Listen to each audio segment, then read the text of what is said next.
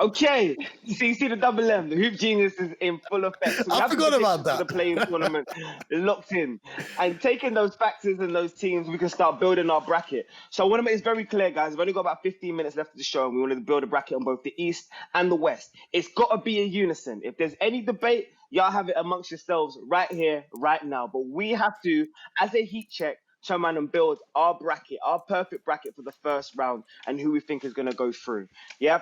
So if I can get a full frame graphic right now, just so the people at home are aware as to where we stand at this moment in time, just for everybody else. Okay. So as you know, we just given you the predictions of the rundown from the playing tournament who we thought was going to go through. So we'll bring those players and those teams into factor as well.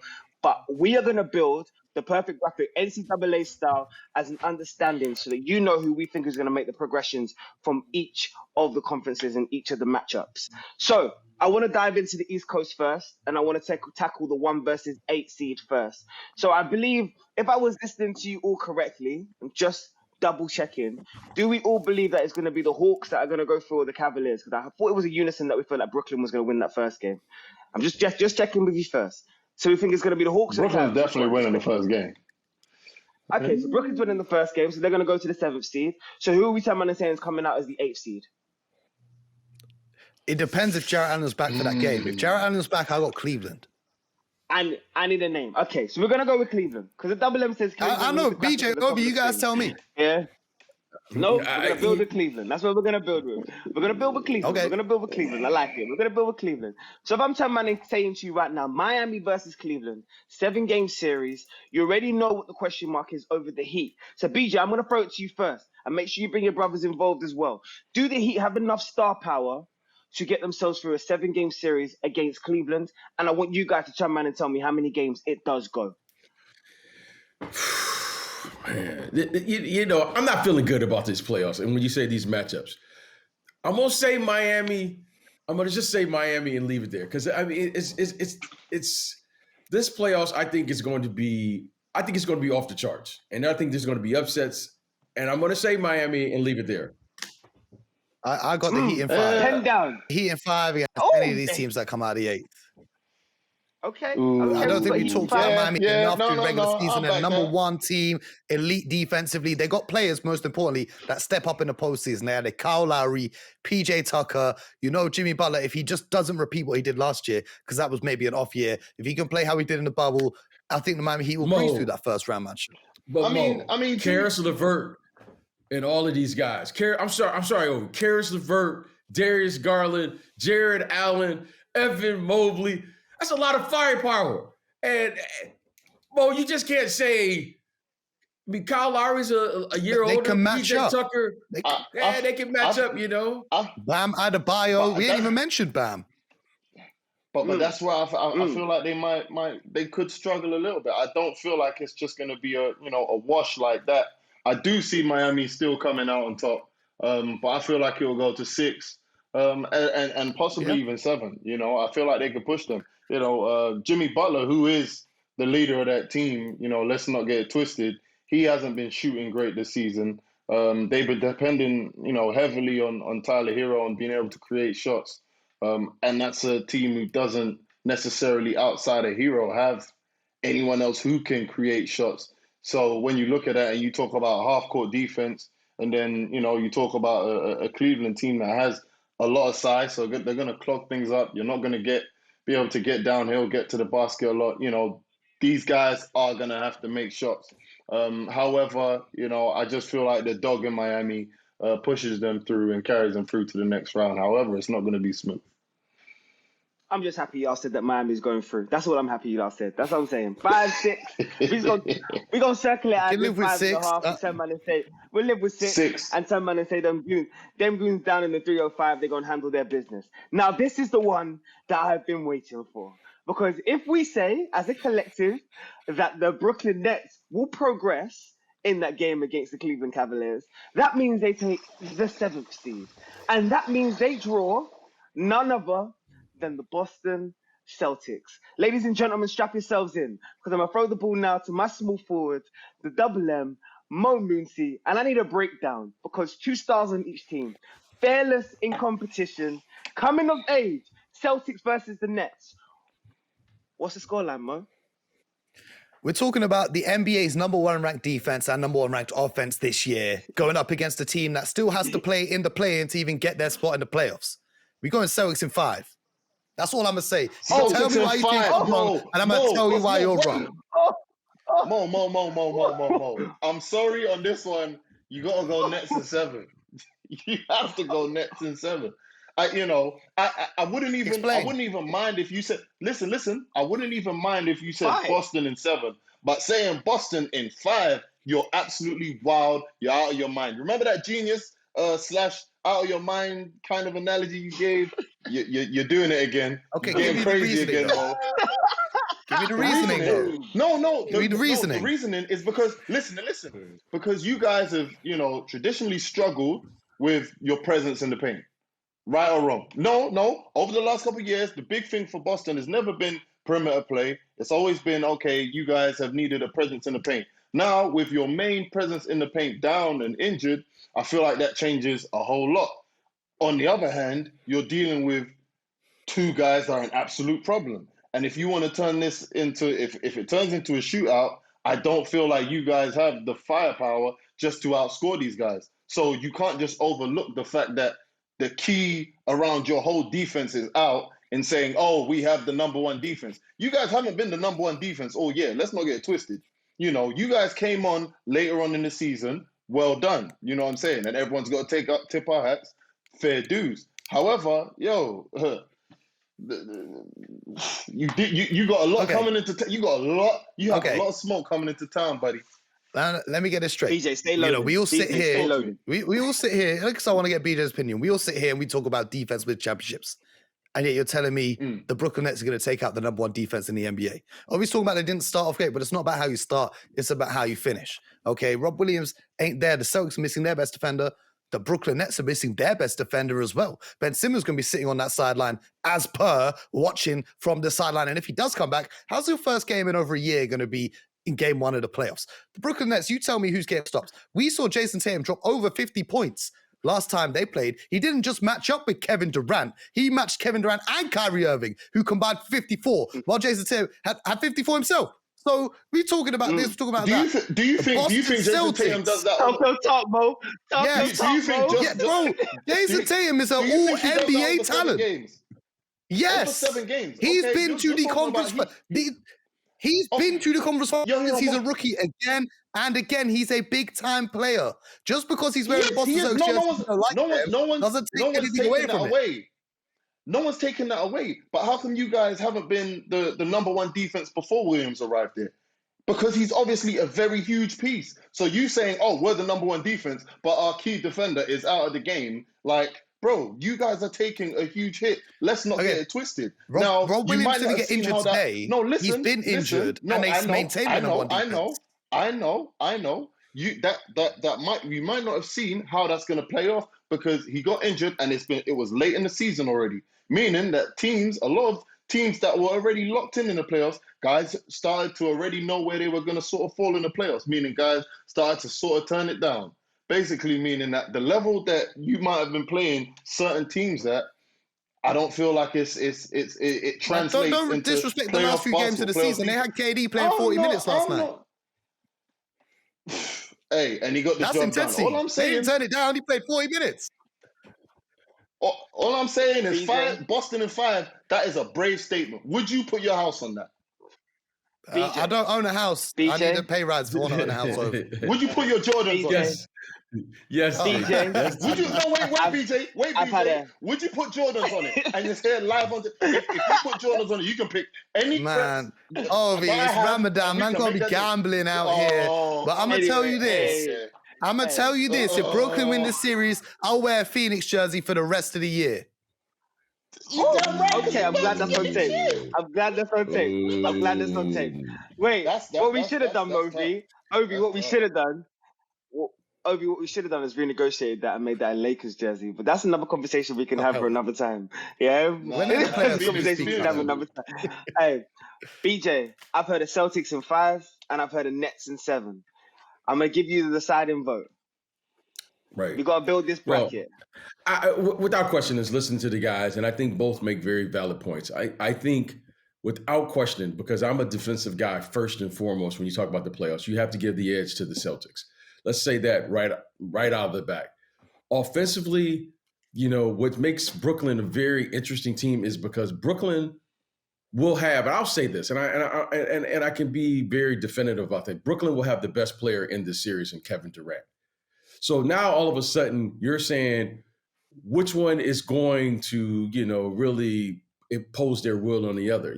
They're missing a very big piece talking about the Boston Celtics. And I think the Time Lord is going to be missed in this series because you're going to need all the defensive pressure that you can get and the defensive presence.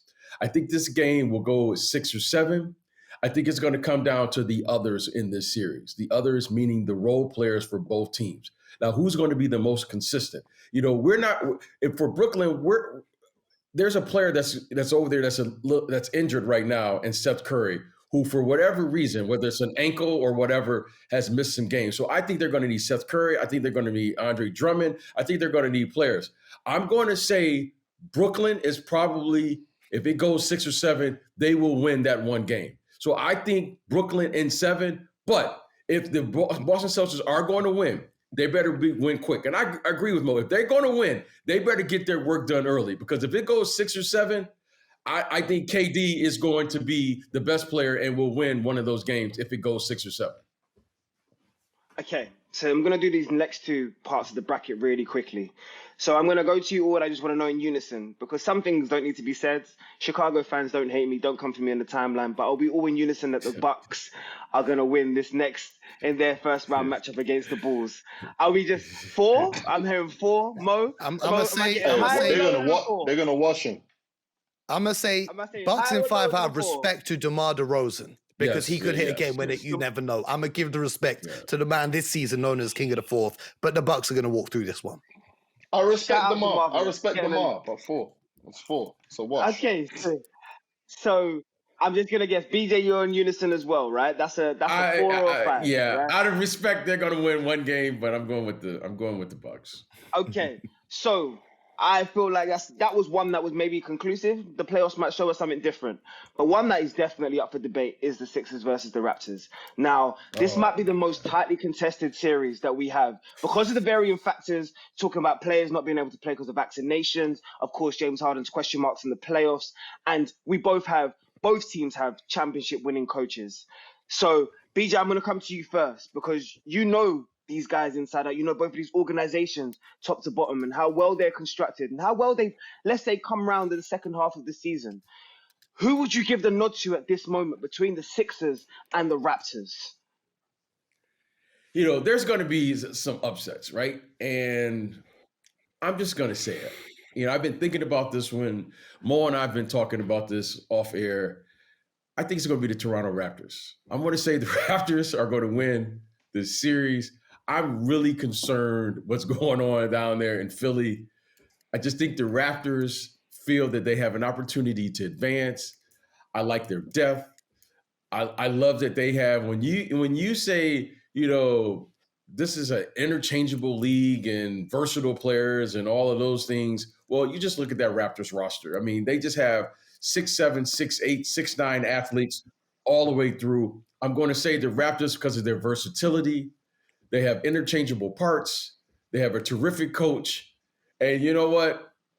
When you go up there to Jurassic Park up there in Toronto with their fans, I just think if they can win one game in Philly, they will go there and play well up there. So I'm going to pick the Toronto Raptors in this series. Okay, so I got one for Toronto. Gentlemen, are you in unison with the Toronto, or have I got one that's turning around and saying that Joel Embiid and the Philadelphia 76ers are going to make a splash?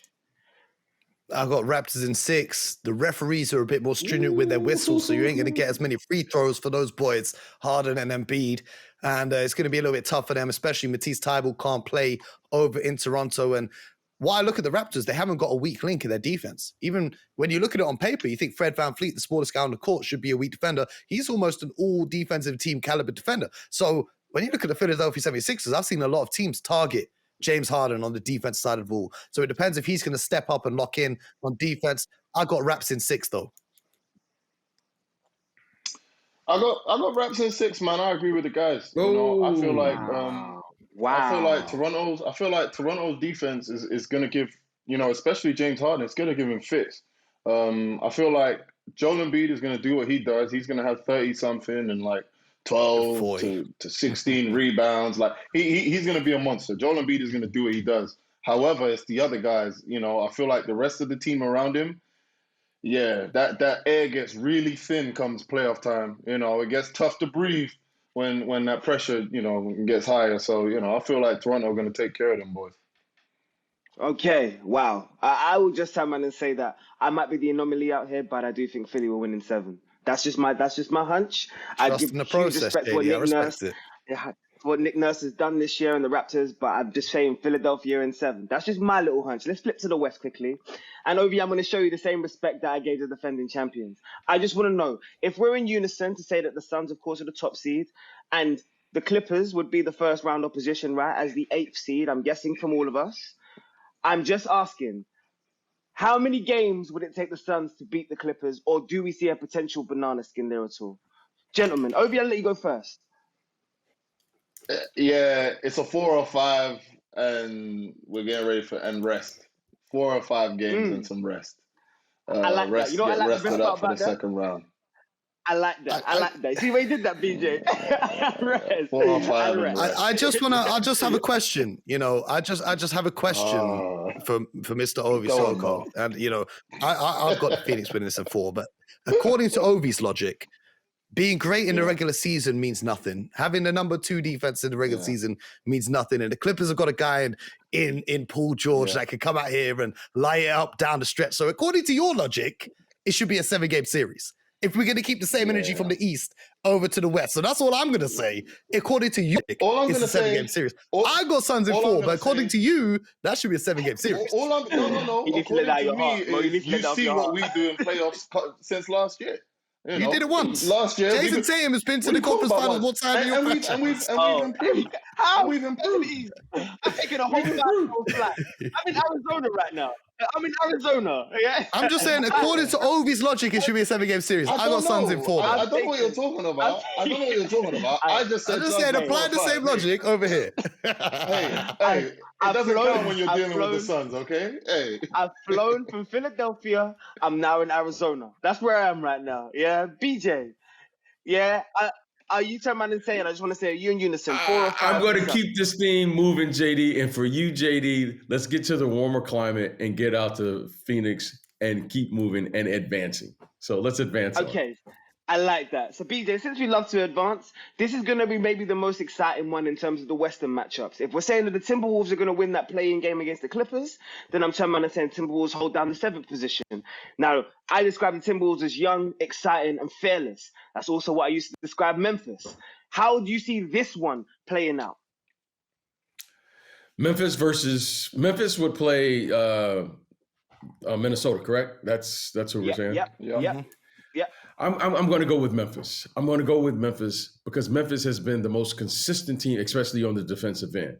Hopefully, Ja Morant is healthy, and I think it's very important. But more importantly, I think it's going to be very difficult for anyone to outplay, Ja Morant if he's healthy, especially in the playoffs. Pat Bev is going to come there and do the antics. I'm all for that. There'll be a little sideshow there, but it's not going to work for Ja Morant. I think the barbecue down there in Memphis is too hot. They, as they say, they run up the chimney. They want all of the smoke. And I think this team, talking about the Memphis Grizzlies, is ready to advance and play. But you know what? I like Minnesota. I think they will beat the Clippers. But I don't think all of the depth that this Memphis Grizzlies has, I don't think they can overcome that, especially with the home court advantage down there in Memphis.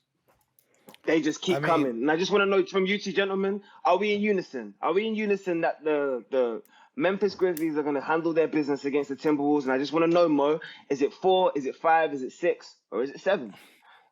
Man, out of respect to Karl-Anthony Towns, Anthony Edwards, D'Angelo Russell, I'll say 5 or 6, but I've got Memphis winning this. I just need one thing from the Memphis Grizzlies. Jaren Jackson Jr., please stay out of foul trouble. Please. Because I don't want to repeat of what happened last time we were in the studio during the Memphis game where he had to spend a lot of time on the bench. I need to see the Memphis Grizzlies playing their style of basketball, the whole team stepping up, Desmond Bane, all of these guys playing fantastic. I got the Memphis Grizzlies going through, and I don't think it'll be too difficult for them to progress. Ove? Yeah, I got them in 5. I like that. You know why? Because that means we get to turn around and move on to teams with championship pedigree. And we're talking about teams with championship pedigree. My sleepers, the Golden State Warriors, are knocking at the door. Finally, they have all of their boys back together. Steph Curry, Klay Thompson, Draymond Green, and that deep Warriors roster is all here. And I will say it again, strength in numbers. So, Ovie, they've been there, they've done it. They've got the pedigree, they understand what the postseason's about. Standing in their way, though, of course, is the Denver Nuggets all-star and the reigning MVP, Nikola Jokic. How do you see this one playing out? I feel like it's tough, man. You know, if Klay continues to, go on the stretch that he's been on and he continues to get more healthy, I don't see why they can't win this game. However, Nikola Jokic, he hasn't been out in the first round yet, even Stephen Curry, his luck since KD's left, it hasn't really been there. I feel like the biggest question mark with the Golden State Warriors is obviously they've had a lot of moving pieces all year as far as guys being down with injuries for periods of time. So right now, at this point in the season, I'm going to have to give this one to Jokic. I'm going to have to give this one to Jokic. I think the Denver Nuggets, they play extremely well off him. They play very well around him. And my only question mark is, how are they going to hold it together when he goes off the floor? I think the biggest thing that we sing when we're talking about Jokic's, strengths and reasons why, he's a candidate for the MVP is his production and how good the team is when he's on the floor and how far they fall off whenever he goes to the bench. And obviously that's a problem. They can't sort of have those collapses, especially going up against a team like Golden State. But I do have Denver edging out over the Warriors. I think it depends on Steph Curry's injury status. He's right now I'm seeing reports he might not even be back for game 1. And I think if Steph doesn't play, the Denver Nuggets will win the games in which Steph doesn't play. But I've got the Golden State Warriors coming out of this series. I'm very interested to see how Draymond Green takes on the challenge of guarding Nikola Jokic. We know he prides himself on taking on these big men assignments and locking down the best players. And he did a great job against Joel Embiid. And I want to see how he does against Nikola Jokic. So it's going to be interesting. But having said that, the Golden State Warriors are a very small team. So even if they try and throw doubles at Nikola Jokic, he's going to be able to pick them apart with his passing ability. It's closer than I'd like to say. I'm going to go with the Warriors because of their depth, but it's going to be tough. Yeah. You know what? I'm. This is another matchup that I'm really concerned about. It's because of matchups, and the playoffs are all about matchups. Now, I'm going to assume that Steph Curry is going to play here, so that's going to have Steph Curry, Jordan Poole, Wiggins, Klay Thompson, and Draymond Green on the floor. Now, it's one thing that I know when you play against Jokic, you can't play small ball versus him. There are 2 players you can't play small ball with, and that is Jokic and Joel Embiid. So I'm really concerned about the matchups. Now, if Steph doesn't play, I think that's an advantage for Denver. And if Steph Curry does play, all right, that's an advantage because they're going to have to play small. So I don't know what the counter is going to be and how they're going to double Jokic because of his ability to pass. You have to double him because he has an advantage. I think Draymond is a phenomenal defensive player, and a defensive player that should be up there every year, be considered defensive player of the year. However, I think against Jokic, I think there's going to be advantage for him on the offensive end. So I'm very interested to see how this is going to play out with the coaches. I think it's going to be a chess match, but I respect the fact that we're all saying Denver here. And as I'm talking myself through, I think Denver, if they can get this past 5, will win this series. And I see Denver doing this and going, and I'm going to say Denver probably in 7.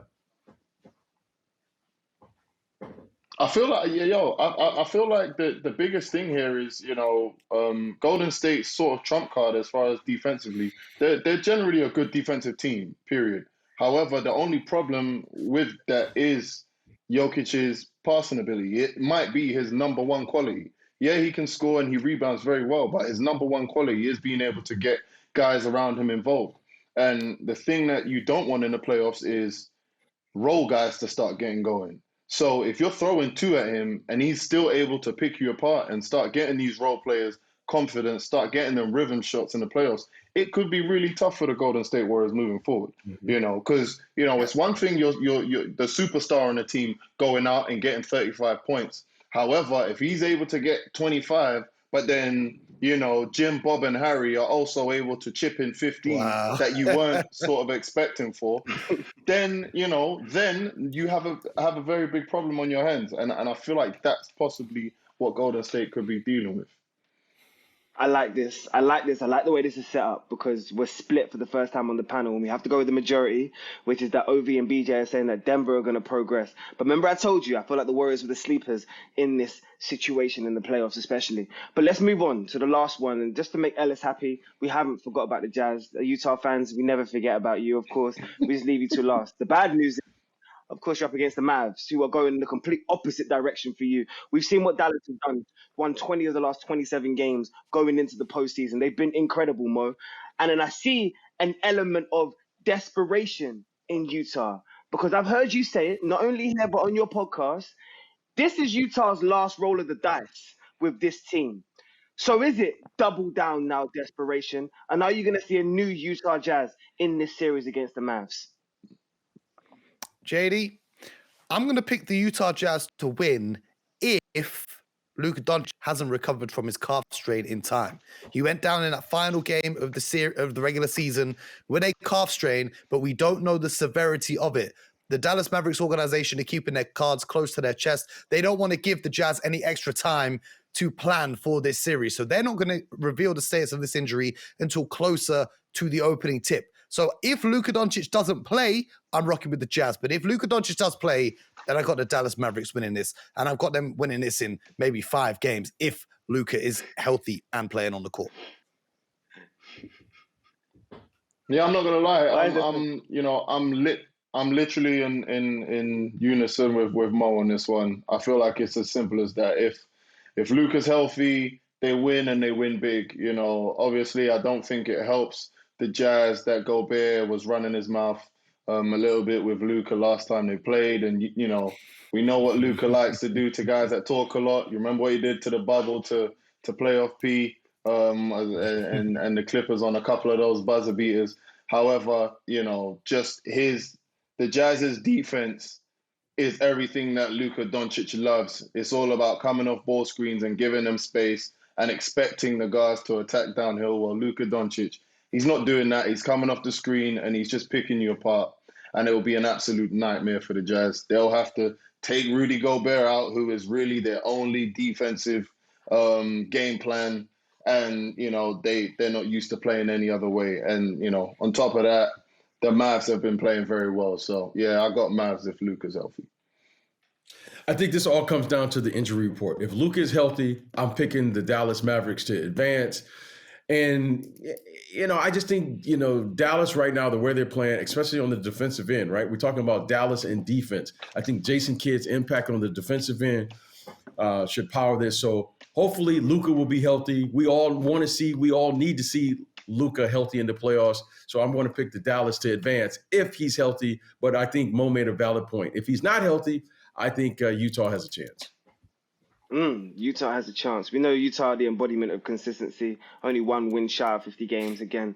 And Dallas Mavericks, like I said, alongside the Boston Celtics, have been one of the best teams in 2022. But let me remind you, because all the talking is done and this is the business end of the season, we are here and ready to go. The play-in tournament is here, ready to kick off. All of the action will be for you on Sky Sports exclusively here, and we're ready to go. This is it. Yeah, after the play-in tournament, we can get ourselves ready for the playoffs. Utah versus Dallas kicks off on Sky Max on Saturday. And then, of course, Saturday night, we round off your action with who my guys are turning around and saying right now will be the Timberwolves. So, hypothetically, if you say the Timberwolves at Memphis on Saturday night, and then we get ourselves ready for the first round of the playoffs, a surprise game, 8:15. We'll be in the studio ready to go at 8:15 on Sky Sports Arena and available for you on Sky Sports YouTube.